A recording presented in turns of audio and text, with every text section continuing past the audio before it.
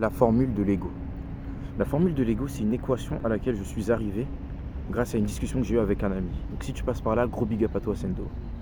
C'était samedi soir. On rentrait du street ensemble.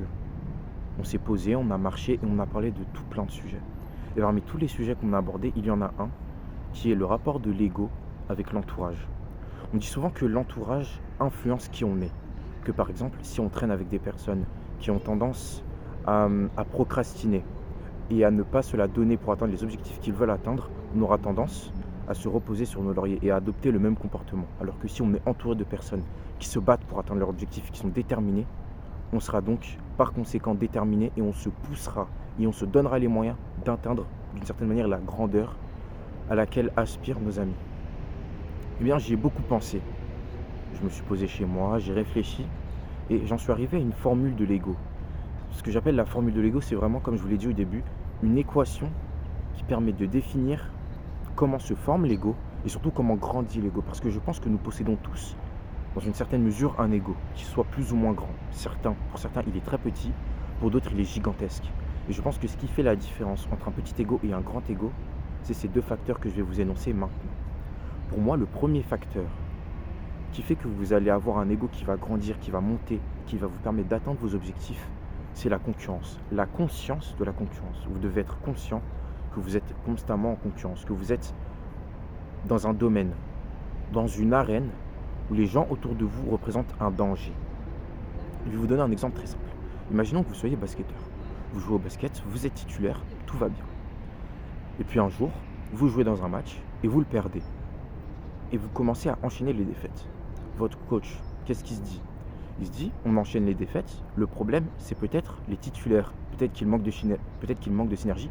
Peut-être qu'il y a un joueur qui pose problème. Et donc, il va dire, on a entraînement samedi, vous allez tout donner, vous allez jouer, vous allez faire ce que vous savez faire de mieux. Et à partir de ça, je vais prendre des notes et je vais refaire le line-up de l'équipe. Là, ce qui va se passer, c'est que vous allez vous poser la question de, avec les capacités que j'ai actuellement, est-ce que je mérite d'être titulaire ? Je suis bon en dribble, je suis bon en shoot, j'ai quelques lacunes en 2 pas, et peut-être que défensivement, je ne suis pas le plus efficace, et je manque de cardio. Vous allez regarder les autres et vous allez vous dire, non, lui, obligé, il est titulaire, il est beaucoup trop fort. Lui, il est vraiment polyvalent, le coach ne se passera pas de lui. Puis vous allez penser à ce gars sur le banc. Ce gars sur le banc qui n'est pas nécessairement bon en shoot, mais qui par contre, défensivement, sait faire la différence et qui a un bon cardio. Et vous allez vous dire, bon, j'ai des lacunes, il y a des gens sur les bancs qui seraient plus efficaces que moi actuellement. Et donc, vous allez être conscient de la concurrence, conscient du danger que les gens représentent. Et ce que vous allez faire, c'est que vous allez commencer, parce que ça va stimuler votre ego, à bosser plus dur. Vous allez commencer à vous entraîner beaucoup plus. Vous allez commencer peut-être à courir pour augmenter votre cardio. Vous allez commencer à proposer à vos potes de se rejoindre pour vous entraîner plus sérieusement. Tu vas essayer de travailler ta défense. Tu vas essayer de travailler ton double pas. Plein de choses pour essayer de faire en sorte de t'améliorer.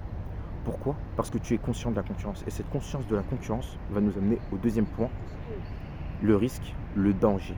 Vous êtes conscient du danger, vous ressentez le danger, vous ressentez la pression. Et c'est cette pression qui va vous pousser à aller plus loin.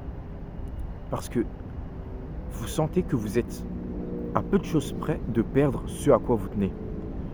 Et cette chose-là est juste insupportable pour votre ego.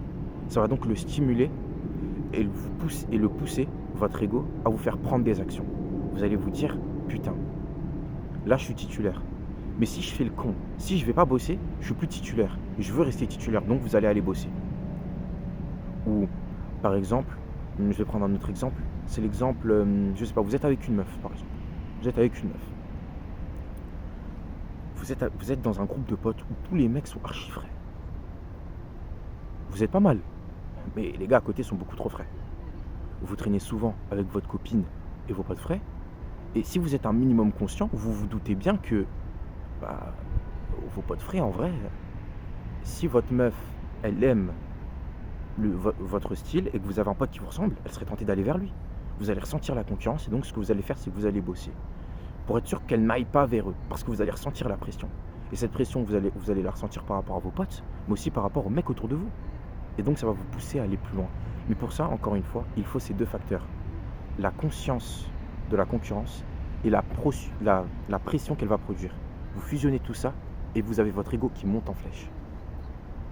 C'est la conclusion à laquelle je suis arrivé, la formule de l'ego.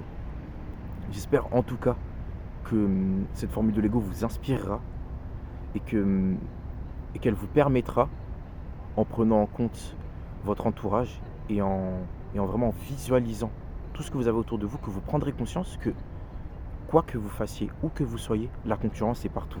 Et donc que si vous voulez atteindre vos objectifs, vous n'avez pas le choix, vous devez vous la buter pour les atteindre.